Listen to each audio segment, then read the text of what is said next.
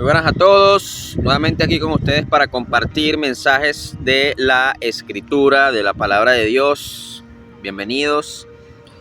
Y el día de hoy quiero hablar sobre varios temas. Hoy nos vamos a poner un poco escatológicos. Vamos a hablar sobre los temas del fin del mundo. Vamos a hablar sobre un concepto importante en la Escritura que es el día de la ira de Jehová.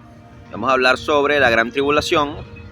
Pero antes, como siempre, como introducción, vamos a hablar sobre el mensaje evangelístico, el mensaje principal de cómo ser salvo, cómo poder entrar al cielo, cómo irse en el arrebatamiento para ser guardado del día de la prueba, ser guardado de todas estas cosas, de todos estos acontecimientos de ira que Dios va a arrojar sobre toda la tierra.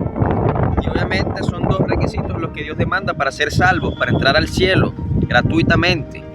Y son, Marcos 1:15, estar cambiando la disposición mental y confiando en el buen mensaje. Ahora, ¿qué es cambiar la disposición mental? Lo que ustedes llaman arrepentimiento, que en realidad la Escritura no lo define como arrepentimiento, solo que las traducciones lo han traducido mal. Dicen que es arrepentirse y ustedes el arrepentimiento lo entienden de una manera totalmente diferente, porque ustedes dicen arrepentirse es que, por ejemplo, era un borracho, estaba con la bebida, más nunca en la vida tomo. Era un mentiroso, a cada rato era puro cuento, todo lo que salía de mi boca, el 90, el 80% de lo que decía era falso, la gente no sabe si me creyó o no. Ya más nunca digo una mentira, jamás. Era enamorado de lo ajeno, amante de lo ajeno. Bueno, ya más nunca roba. Eso es lo que ustedes creen que es el arrepentimiento, el dejar de cometer pecados, el no pecar jamás. Muy bien, eso sí es arrepentimiento en el término que nosotros lo entendemos de manera normal, pero la Escritura en el griego, en el interlineal griego, en el original, no dice arrepentimiento. En ninguna parte del Nuevo Testamento dice arrepentimiento, dice cambio de disposición mental. Los traductores de la Biblia lo tradujeron como arrepentimiento. Yo no sé si es porque ellos adulteraron la Escritura a propósito, simplemente creyeron que lo que el texto daba a entender era eso, pero no era el dejar de pecar lo que la palabra de Dios quería dar a entender, sino el reconocimiento. El cambio de disposición mental es el reconocimiento precisamente de que soy un pecador que no puede dejar de pecar. Ahora, ¿qué quiere decir esto? Que yo estoy invitando aquí a la gente a que peque, que haga lo que le dé la gana, que no cambie su vida. No significa eso. Por mí, que la gente no peque más, que la gente no cometa esas cosas, pero sabemos que es un imposible no pecar, que siempre vamos a estar pecando, siempre vamos a estar fallando, solo que tampoco vamos a ser unos abusadores, que vamos a querer hacer lo que nos dé la gana y pecar como nos dé la gana, porque sí, ya soy salvo, ¿no?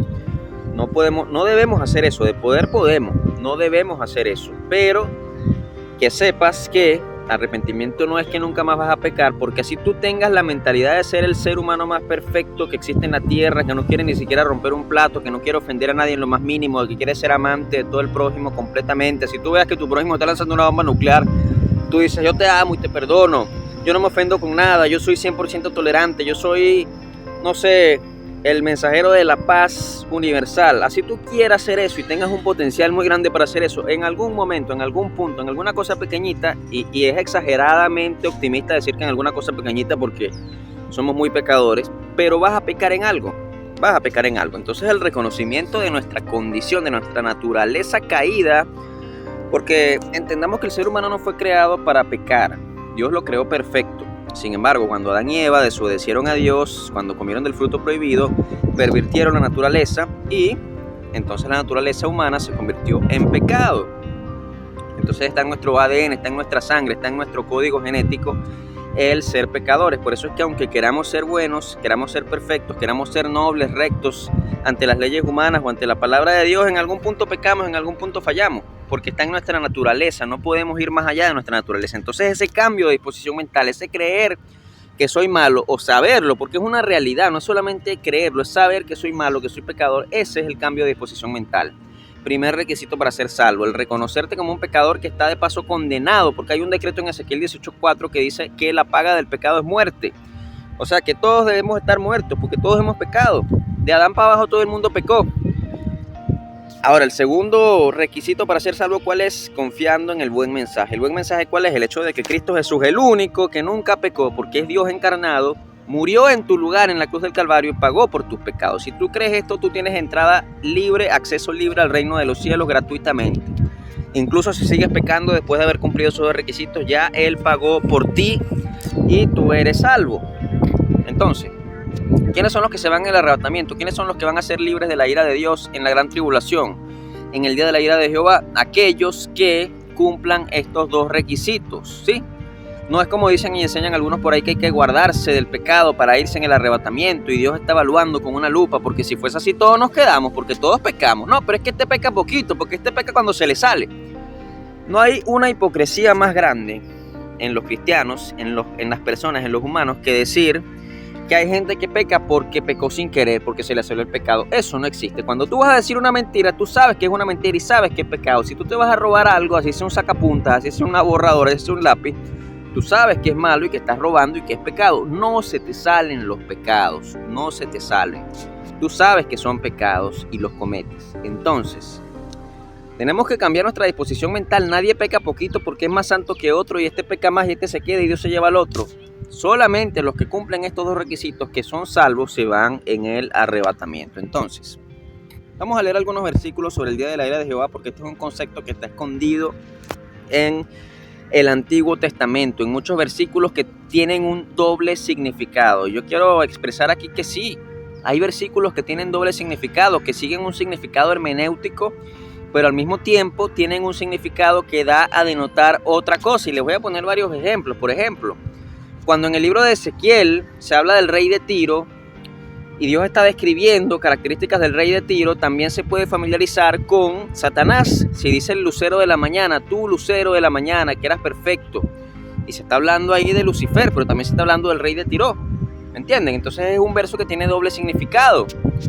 Y hay muchos versos en los libros proféticos que tienen doble significado.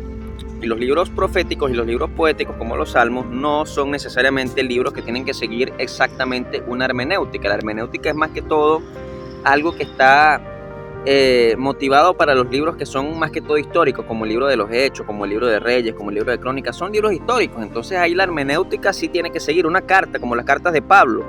Tienen que seguir la hermenéutica también, porque es una narración, es una enseñanza, es una exhortación muy literal, que puede tener algunos elementos que son interpretables, sí, pero no es un libro metafórico, como sí lo puede ser el libro de Apocalipsis, como lo puede ser, qué sé yo, Isaías, que sí tiene algunas partes que son literales, pero es un libro profético, es un libro simbólico, y la hermenéutica no aplica tanto en esos libros que son proféticos, sí. Por ejemplo, los evangelios también son libros que tienen que seguir la hermenéutica, porque si bien es cierto que Jesús habla en parábolas, es un libro que está contando la historia de Jesús y las parábolas están dentro de esa historia, Jesús contando esas parábolas. Entonces no es que es un libro parabólico, no es que es un libro metafórico, no es que es un libro simbólico, sino que Jesús, dentro de la historia que está transcurriendo, cuenta una historia con significados parabólicos y significados metafóricos. Entonces no hay que meter la hermenéutica en todo, ¿sí? Y por eso hay versos en los libros proféticos que tienen doble significado. Por ejemplo, en Sofonías hay un juicio contra Jerusalén, pero también se está hablando de un día apocalíptico que es el día de la ira de Jehová. Vamos a leer. Sí, no vamos a leer todo porque es muy largo, pero para ubicarnos geográficamente en la Biblia, ¿cuáles son esos versos o cuáles son esos libros que nos hablan del día de la ira de Jehová? Vamos a ver, Sofonías 1 desde el verso 2. Destruiré por completo todas las cosas de sobre la faz de la tierra, dice Jehová. Destruiré los hombres y las bestias, destruiré las aves de los cielos y los peces del mar. Y cortaré a los impíos y raeré a los hombres de sobre la faz de la tierra, dice Jehová. Extenderé mi mano sobre Judá, sobre todos los habitantes de Jerusalén. Exterminaré de este lugar los restos de Baal y el nombre de los ministros idólatras con sus sacerdotes. Fíjate que primero está hablando de que destruirá todas las cosas de sobre la faz de la tierra, pero luego nombra el juicio a Jerusalén. ¿Qué quiere decir esto? Que es un verso que tiene doble significado, porque cuando dice que destruiré todas las cosas de sobre la faz de la tierra, sabemos que el reino de Judá de aquel entonces no era toda la tierra. Sabemos que toda la tierra era todo el mundo, todo el planeta Tierra. Sin embargo, está hablando primero de toda la tierra y después habla sobre un juicio contra Judá y contra la ciudad de Jerusalén. Entonces, ¿es o no es un verso que tiene doble significado? Claro que es un verso que tiene doble significado. Entonces tenemos que entender que esto ocurre. Y si tú lees Sofonías mucho más abajo, lo que pasa es que yo lo pudiera decir todo, pero versos muy largos, el video se va a hacer muy extenso. Pero por ejemplo, vamos al verso 7, para seguir narrando un poco más acerca del día de la ira de Jehová. Calla la presencia de Jehová el Señor, porque el día de Jehová está cercano, porque Jehová ha preparado sacrificio y ha dispuesto a sus convidados, y en el día del sacrificio de Jehová castigará a los príncipes y a los hijos del rey, a todos los que visten vestido extranjero. Asimismo castigaré en aquel día a todos los que saltan la puerta, a los que llenan las casas de sus señores de robo y de engaño. Cercano está el día grande de Jehová, cercano y muy próximo. Es amarga la voz del día de Jehová. Gritará allí el valiente. Día de ira aquel día, día de angustia y de aprieto, día de alboroto y de asolamiento, día de tinieblas y de oscuridad. día de nublado, de entenebrecimiento, día de trompeta y de algazara, sobre las ciudades fortificadas y sobre las altas torres, y atribulará a los hombres y andarán como ciegos porque pecaron contra Jehová, y la sangre de ellos será derramada como polvo y su carne como estiércol, ni su plata ni su oro podrá librarlos en el día de la ira de Jehová. Pues toda la tierra, nuevamente menciona toda la tierra, será consumida con el fuego de su celo, porque ciertamente destrucción apresurada hará de todos los habitantes de la tierra. Bueno, si tú ves el capítulo 2, sigue hablando de juicios del día de la ira de Jehová. Habla también de destrucción sobre la tierra de los filisteos. Sí, eso es importante acotarlo, porque ahorita hay una guerra entre Israel y Palestina. Están entrando en la franja de Gaza, están haciendo batallas en esos lugares. Y eso es una señal de que el día de la ira de Jehová se acerca. Entonces, ¿qué es lo que dice en el capítulo 3, en el verso 8 de Sofonías? Por tanto, esperadme, dice Jehová, hasta el día de que me levante para juzgaros, porque mi determinación es reunir a las naciones, juntar a los reinos, para derramar sobre ellos mi enojo. Todo el ardor de mi ira. Por el fuego de mi celo será consumida toda la tierra. Aquí nuevamente habla de eso. Entonces, ¿qué les puedo decir yo? Vámonos a Isaías, porque Dios esconde en otros libros proféticos el día de su ira. Isaías 13, el verso 5. Vienen de lejana tierra, de lo postrero de los cielos, Jehová y los instrumentos de su ira para destruir toda la tierra. Aullad, porque cerca está el día de Jehová, vendrá como asolamiento del Todopoderoso. Por tanto, toda mano se debilitará y desfallecerá todo corazón de hombre, y se llenarán de terror, angustia y dolores, y se apoderarán de ellos. Tendrán dolores como mujer de parto, se asombrará cada cual al mirar a su compañero, sus rostros de llamas. He aquí el día de Jehová viene, terrible y de indignación y ardor de ira, para convertir la tierra en soledad y raer de ella sus pecadores. Por lo cual las estrellas de los cielos y sus luceros no darán luz, y el sol se oscurecerá al nacer, la luna no dará su resplandor, y castigará al mundo por su maldad y a los impíos por su iniquidad. Y haré que cese la arrogancia de los soberbios y abatiré el tibes de los fuertes. Haré más precioso que el oro fino al varón y más que el oro de Ofir al hombre. Porque hará estremecer los cielos y la tierra se moverá de su lugar en la indignación de Jehová, de los ejércitos, y en el día del ardor de su ira. Como gacela perseguida y como oveja sin pastor, cada cual mirará hacia su pueblo y cada uno huirá hacia su tierra. Muy importante esto, ¿no? Versos apocalípticos en el Antiguo Testamento, en libros proféticos del Antiguo Testamento. Aquí en el Jeremías 4 también el Señor está hablando de ese día. De verso 23, mira la tierra y aquí estaba asolada y vacía, y a los cielos y no había en ellos luz. Mira los montes y aquí temblaban, y todos los collados fueron destruidos. Miré y no había hombre, y todas las aves del cielo se habían ido. Miré y aquí el campo fértil era un desierto, y todas sus ciudades eran asoladas delante de Jehová, delante del ardor de su ira. Porque así dijo Jehová, toda la tierra será asolada, pero no la destruiré del todo. Por esto se inundará la tierra y los cielos arriba se oscurecerán, porque hablé, lo pensé y no me arrepentí, ni desistí de ello. Esto es increíble. También en Joel se habla de este día. Sí. Entonces vamos a leer desde el verso 12, Joel 2. Tocad trompeta en Sión y dad alarma en mi santo monte. Tiemblen todos los moradores de la tierra, porque viene el día de Jehová, porque está cercano, día de tinieblas y de oscuridad, día de nubes y de sombras, como sobre los montes se extiende el alba. Aquí habla de un pueblo fuerte y grande. Semejante a él no lo hubo jamás, ni después de él lo habrá en muchas generaciones. Aquí está hablando de un pueblo y no sabemos si se está refiriendo a el contexto histórico en el cual estaba profetizando Joel, o está hablando de algo del Apocalipsis. Delante de él consumirá fuego, tras él abrazará llama. Como el huerto de él será la tierra delante de él, y detrás de él como desierto asolado, ni tampoco habrá quien de él escape. Su aspecto como aspecto de caballos, y como gente de a caballo correrán, con estruendo de carros saltarán sobre las cumbres de los montes, como sonido de llama de fuego que consume hojarasca. Como pueblo fuerte dispuesto para la batalla, delante de él temerán los pueblos, se pondrán pálidos todos los semblantes, como valientes correrán, como hombres de guerra subirán el muro, cada cual marchará su camino y no torcerá su rumbo. Ninguno estrechará a su compañero, cada uno irá por su carrera, y aun cayendo sobre la espada no se herirán. Irán por la ciudad, correrán por el muro, subirán por las casas, entrarán por las ventanas a manera de ladrones. Delante de él temblará la tierra, se estremecerán los cielos, el sol y la luna se oscurecerán, y las estrellas retraerán su resplandor. Jehová dará su orden delante de su ejército, porque muy grande es su campamento, fuerte es el que ejecuta su orden, porque grande es el día de Jehová y muy terrible. ¿Quién podrá soportarlo?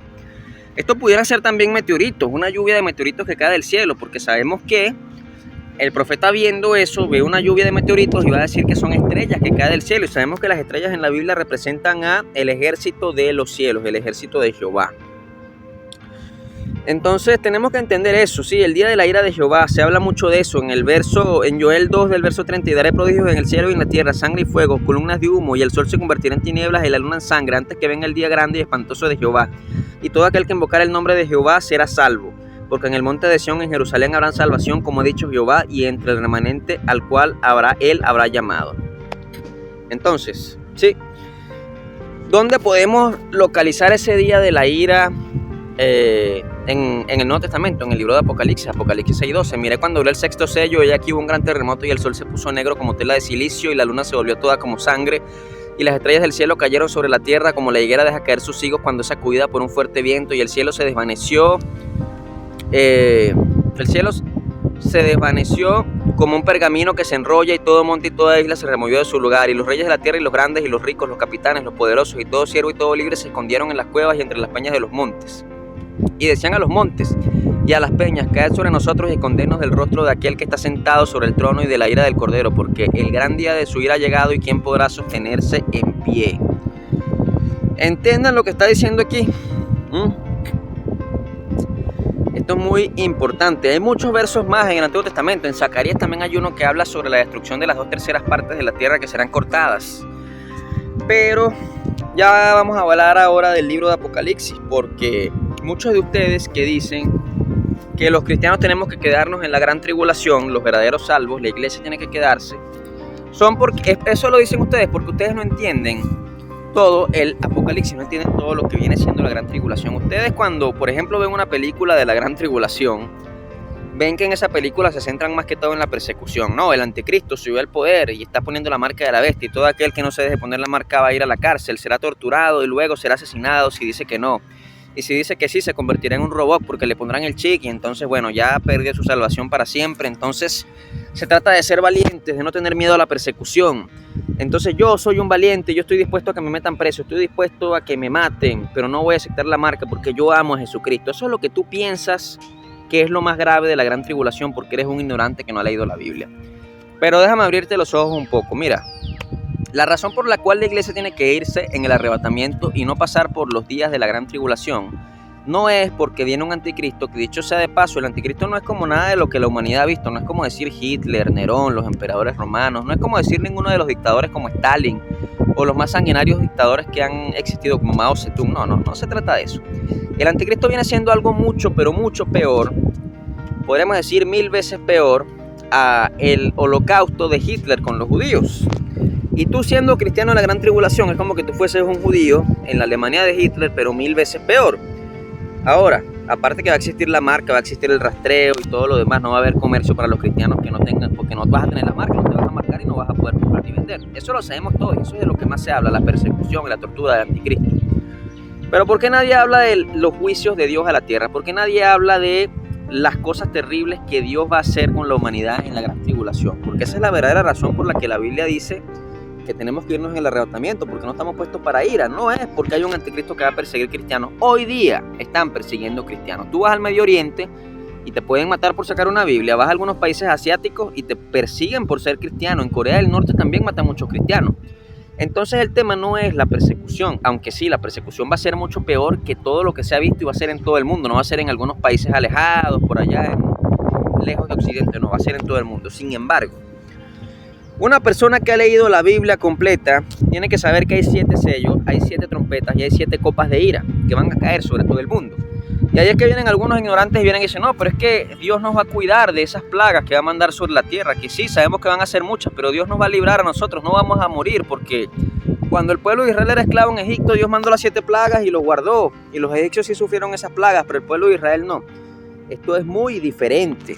Esto se parece más a lo de Lot cuando estaba en Sodoma y Gomorra, que tuvo que ir, unos ángeles tuvieron que ir a sacar a Lot de Sodoma, porque si no, él se moría si se quedaba ahí. Esto es algo más parecido al arca de Noé, que Dios tuvo que ordenarle a Noé que construyera el arca, porque si Noé no construye el arca y caía el diluvio, no era que Noé, el agua no lo iba a ahogar y no lo iba a afectar. No, Noé hubiese muerto si no hubiese estado dentro del arca. Entonces que tú vengas y tú digas: no, sí, en Apocalipsis vienen unos juicios terribles, pero a nosotros no nos va a pasar nada, es porque tú no has leído la Biblia. Hay un grupo que va a ser guardado en la gran tribulación, que son los 144,000 sellados, que tienen los sellos de Dios.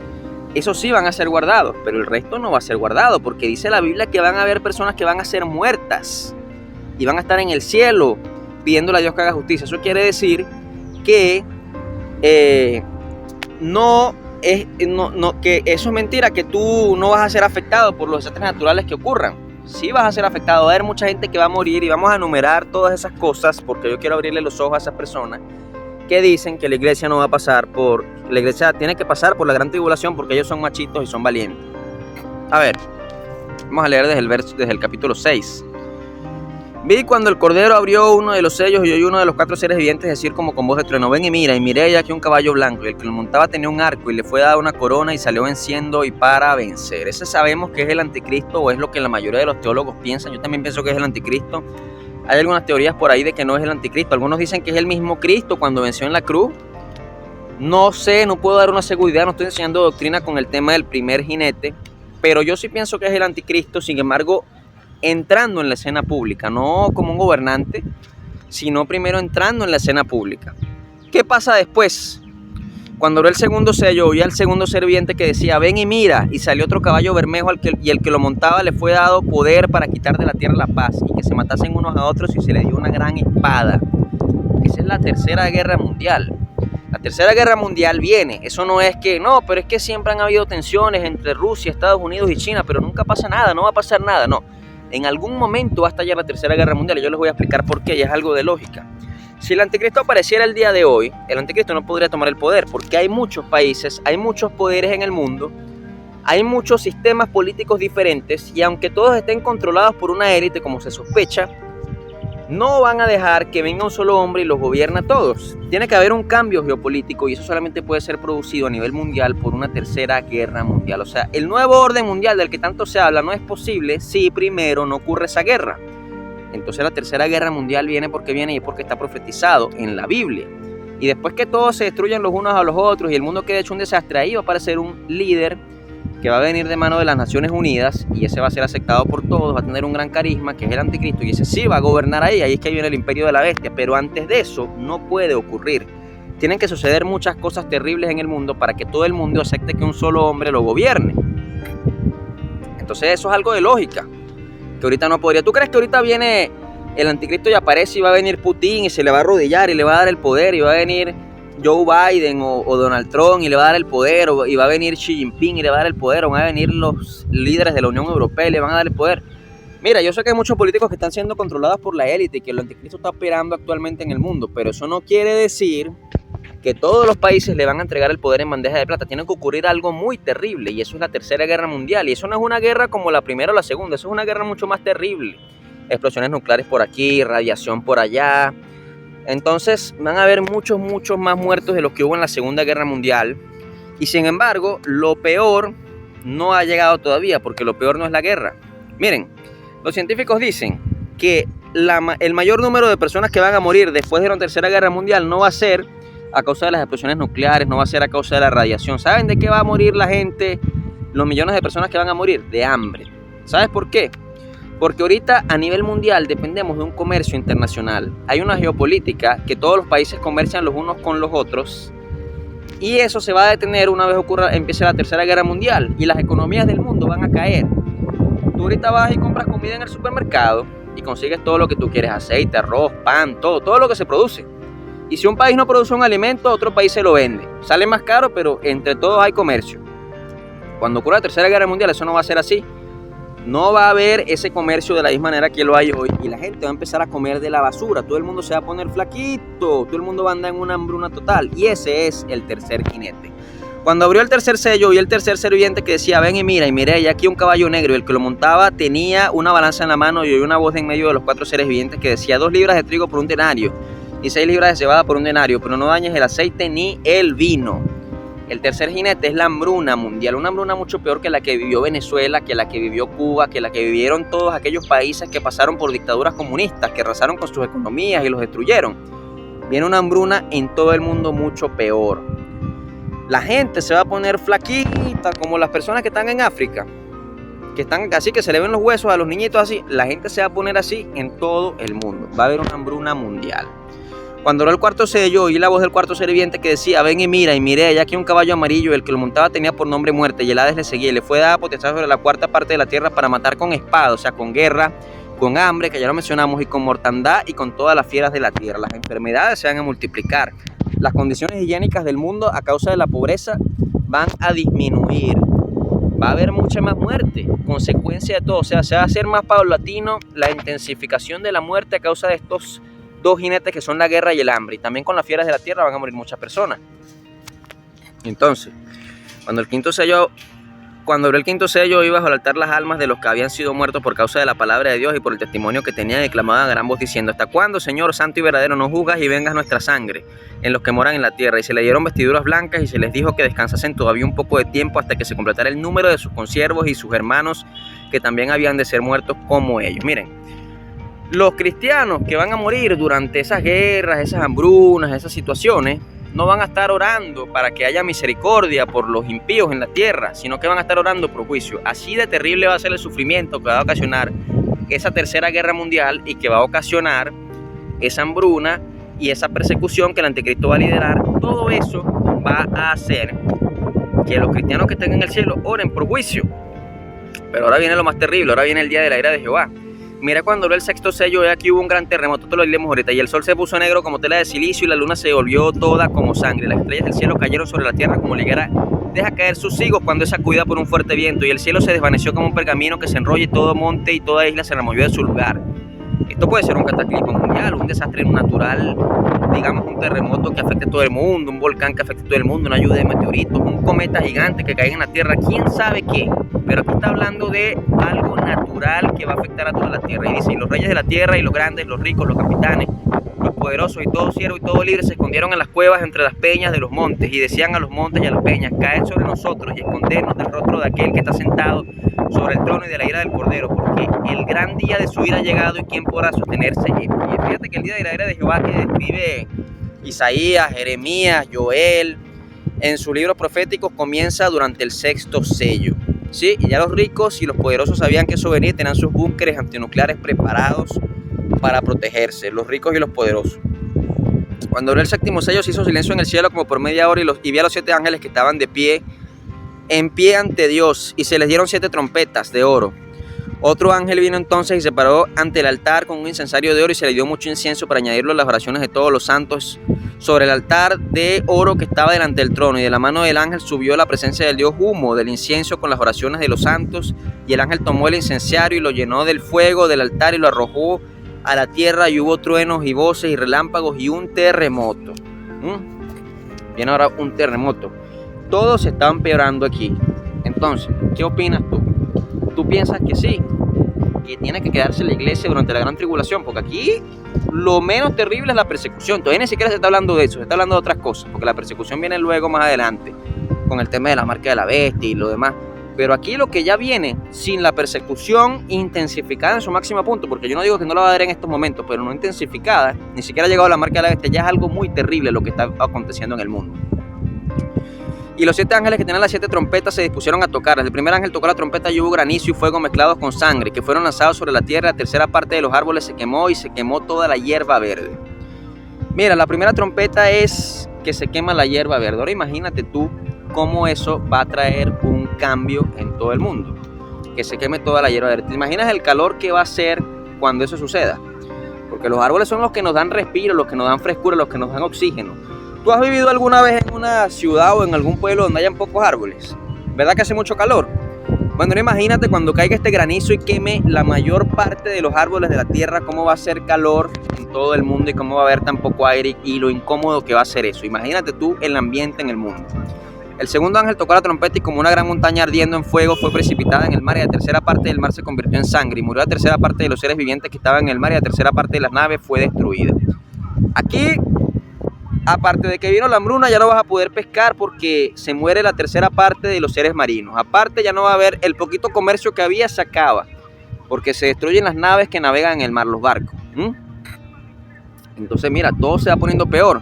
El tercer ángel tocó la trompeta y cayó del cielo una gran estrella ardiendo como una antorcha, y cayó sobre la tercera parte de los ríos y sobre las fuentes de las aguas, y el nombre de la estrella es ajenjo. La tercera parte de las aguas se convirtió en ajenjo, y muchos hombres murieron a causa de esas aguas porque se hicieron amargas. Mira, aparte de que ya no hay comida, ahora el agua también se contamina, ya no puedes tampoco tomar agua. Mucha gente va a morir también ahí. El cuarto ángel tocó la trompeta, y fue herida la tercera parte del sol, la tercera parte de la luna, la tercera parte de las estrellas, para que se oscureciera la tercera parte de ellos y no hubiese luz en la tercera parte del día, asimismo de la noche. ¿Tú sabes qué le da esperanza a una persona cuando la vida está difícil? Que esa persona se levante y vea los rayos del sol y dice: mira, todavía hay esperanza. Bueno, ¿sabes qué no va a haber en esos días? Esperanza. porque lo que va a haber es una oscuridad terrible que hasta el sol va a retraer su brillo. ¿Tú quieres vivir en un ambiente tan depresivo como ese? Tan destructivo, no solamente físicamente, porque no va a haber ni agua ni comida, y va a haber guerra por aquí y por allá, sino que de paso no vas a tener luz del sol, no vas a tener esperanza, vas a ser dañado física y psicológicamente. Y mira, yo oí una voz, un ángel volar en medio del cielo diciendo a gran voz: ay, ay, ay de los que moran en la tierra a causa de los otros toques de trompeta que están por sonar, los 3 ángeles. Lo peor todavía no ha llegado. Y mira el like que dan los ángeles ahí. Y tú dices que no, que nos podemos quedar porque somos machitos, porque yo estoy dispuesto a recibir la persecución y bla, bla, bla. Lo que eres un ignorante que no has leído la Biblia. Vamos a Apocalipsis 9. El quinto ángel tocó la trompeta y vio una estrella que cayó del cielo a la tierra y se le dio la llave del pozo del abismo. Y abrió el pozo del abismo y subió humo del pozo como un gran horno y se oscureció el sol y el aire por el humo del pozo. Y del humo salieron langostas sobre la tierra y se les dio poder como tienen poder los escorpiones de la tierra y se les mandó que no dañasen a la hierba de la tierra ni cosa verde alguna ni a ningún árbol, sino solamente a los hombres que no tuviesen el sello de Dios en su frente. Y les fue dado no que los matasen, sino que los atormentasen 5 meses. Y su tormento era como el tormento de escorpión cuando hiera al hombre. Y en aquellos días los hombres buscarán la muerte, pero no la hallarán, y ansiarán morir, pero la muerte huirá de ellos. Ahora no basta con todas esas cosas que mencioné, sino que unos demonios van a salir y van a dañar a todos excepto a los que no tengan el sello de Dios en su frente. Pero ese sello es el sello de los 144,000. No es el sello del Espíritu Santo que obtienes tú cuando eres salvo, es el sello de los 144,000. Eso quiere decir que ames o no ames a Dios, vas a ser atormentado a menos que seas uno de los 144,000. Y por demonio, imagínate tú, como si la cosa no hubiese estado fea, ahora se pone peor. Vas a buscar la muerte de la desesperación que vas a tener y no vas a poder morir. Entonces mira, ahí luego habla en los demás versos sobre la descripción de cómo son esas langostas y que hay un rey que los lidera, etc. Vamos al verso 12. El primer ay pasó, y aquí vienen aún 2 ayes después de esto. El sexto ángel tocó la trompeta y oyó una voz de entre los 4 cuernos del altar de oro que estaba delante de Dios diciendo: el sexto ángel que tiene la trompeta desata los 4 ángeles que están atados junto al gran río Éufrates. Y fueron desatados los 4 ángeles que estaban preparados para la hora, día, mes y año, a fin de matar a la tercera parte de los hombres. Y el número del ejército de los jinetes era 200 millones. Yo oí su número. Así vi en visión a los caballos.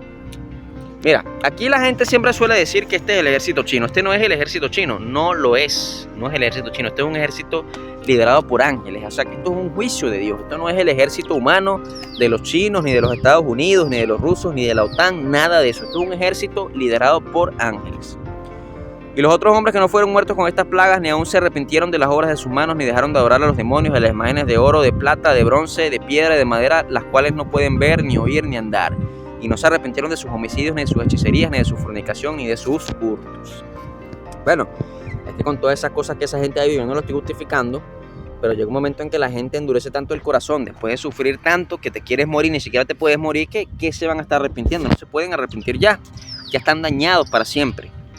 Sí, entonces vamos a Apocalipsis 16, porque ahora viene algo también más terrible todavía. Oí una voz que decía desde el templo de los 7 ángeles: id y derramar sobre la tierra las 7 copas de la ira de Dios. Esto es mucho más adelante, esto ya es con el reino de la bestia, que son derramadas esas copas, porque antes de esto, en los demás juicios, no estaba todavía la bestia liderando. Acuérdense que había ocurrido la Tercera Guerra Mundial, y la Tercera Guerra Mundial ya debe haber pasado, ya la bestia debe haber subido al poder, y ahora Dios va a derramar las copas de la ira sobre el reino de la bestia. Ahí sí está la persecución intensificada, que es lo que ustedes vienen y dicen: no, yo estoy dispuesto a sufrir la persecución, yo me quiero quedar en la gran tribulación porque yo voy a ser perseguido por el anticristo y estoy dispuesto a morir. Bueno, aquí ya está este ya es el tiempo en el cual eso se está desarrollando, y aquí es cuando dice que se van a derramar las copas. Estos son los últimos 7 juicios de Dios, que son esas copas. Entonces vamos a leer desde el verso 2. Fue el primero y derramó su copa sobre la tierra, y vino una úlcera maligna y pestilente sobre los hombres que tenían la marca de la bestia y que adoraban su imagen. Okay. Si tú no tienes la marca de la bestia, esto no es para ti. Está bien, está bien. El segundo ángel derramó la copa sobre el mar, y este se convirtió en sangre como de muerto, y murió todo ser vivo que había en el mar. Ahora ya no es que va a morir la tercera parte de los seres vivientes en el mar, es que murieron todos. Ya no hay especies marinas, se extinguieron todas las especies marinas. El tercer ángel derramó su copa sobre los ríos y sobre las fuentes de las aguas, y se convirtieron en sangre. Y oí el ángel de las aguas que decía: justo eres tú, oh Señor, el que eres y el que eras, el santo, porque has jugado estas cosas. Por cuanto derramaron la sangre de los santos y de los profetas, también tú les has dado a beber sangre, pues lo merecen. Aquí ya no queda ningún río que esté sano, ya no va a haber más agua. Yo no sé si va a haber algún proceso tecnológico para purificar el agua convertida en sangre, si van a hacer agua en un laboratorio, no sé cómo van a hacer, pero ya aquí todos los ríos están vueltos sangre. No es como con Ajenjo, que la mayor cantidad de los ríos, quizás quedaba algo por ahí, un manantial, algo que no estuviera contaminado, pero aquí ya todo, ya no hay agua. El cuarto ángel derramó su copa sobre el sol, al cual fue dado quemar a los hombres con fuego. Y los hombres se quemaron con gran calor y blasfemaron el nombre de Dios que tiene poder sobre estas plagas y no se arrepintieron para darle gloria. Ya no solamente que se quemaron la mayor parte de los árboles y hace más calor, ahora es que el sol mismo aumenta su temperatura. El quinto ángel derramó su copa sobre el trono de la bestia y su reino se cubrió de tinieblas y mordían de dolor sus lenguas y blasfemaron contra el Dios del cielo por los dolores y por las úlceras y no se arrepintieron de sus obras. El sexto ángel derramó su copa sobre el gran río Éufrates y el agua de este se secó para que estuviese preparado el camino a los reyes del oriente. Bueno, vamos a pasar al verso 17 de una vez. El séptimo ángel derramó su copa por el aire y salió una gran voz del templo del cielo, del trono de Dios, diciendo: hecho está. Entonces hubo relámpagos, voces y truenos y un gran temblor de tierra, un terremoto tan grande el cual no lo hubo jamás desde que los hombres han estado sobre la tierra. Y la gran ciudad fue dividida en 3 partes y las ciudades de las naciones cayeron. Y la gran Babilonia miró en memoria delante de Dios para darle el cáliz del vino del ardor de su ira. Y toda isla huyó y los montes no fueron hallados, y cayó del cielo sobre los hombres un enorme granizo como peso de un talento, y los hombres blasfemaron contra Dios por la plaga del granizo, porque su plaga fue sobremanera grande. Podríamos decir que estos últimos 7 juicios de las copas vienen, aquí se puede aplicar un poquito lo que ustedes dicen, que no, bueno, como en Egipto, que Dios libró al pueblo de Israel y la plaga cayó sobre Egipto. Aquí podríamos decir que las plagas caen sobre los que tienen la marca de la bestia, sobre el reino de la bestia y no sobre los cristianos que están siendo perseguidos. Pero te digo yo, si todos los ríos se convierten en sangre, el cristiano como el marcado por la bestia van a tomar agua de un río, ¿sí o no? Le perjudica a ambos. Si todas las especies del mar mueren, tanto al que está marcado como al que no está marcado le perjudica. Si hay tinieblas en toda la tierra, porque dice el reino de la bestia fue cubierto de tinieblas, pero eso, la bestia va a dominar toda la tierra, o sea que las tinieblas vienen a toda la tierra. También te afecta a ti. Entonces podemos decir que no todos los juicios son para la bestia, que también le cae al que esté por ahí que no esté marcado. Entonces tú vienes y tú dices eso de que tú estás dispuesto a quedarte en la gran tribulación porque tú quieras aguantar la persecución y la tortura, y tú piensas que eso es lo peor porque es lo que tú ves en una película donde tú ves que los cristianos los meten presos, los torturan, los matan, y tú piensas que eso es algo terrible. No es lo más terrible de la gran tribulación, sino la ira de Dios que va a caer sobre toda la tierra y sobre todo el mundo.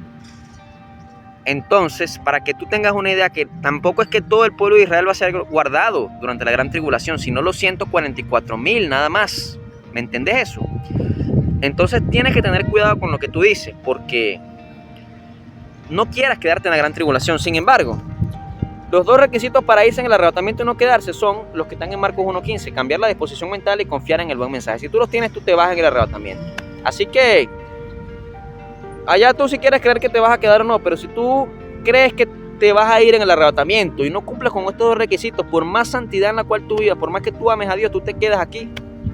Y no es lo que queremos que te vayas en el arrebatamiento. Entonces, bueno, yo quería aclarar estos puntos y este video fue bastante largo, pero es que había que decirlo porque hay mucha ignorancia con respecto al Apocalipsis y con respecto al entendimiento completo de los juicios de Dios que vienen al mundo durante ese periodo de 7 años que están por venir y que está muy cerca, porque las señales se están cumpliendo casi todas. Está muy cerca la gran tribulación y el día de la ira de Jehová. Bueno, muchas bendiciones a todos y gracias. Espero que cumplan estos 2 requisitos que les he mencionado: cambiar la disposición mental, confiar en el buen mensaje. Bendiciones, un abrazo.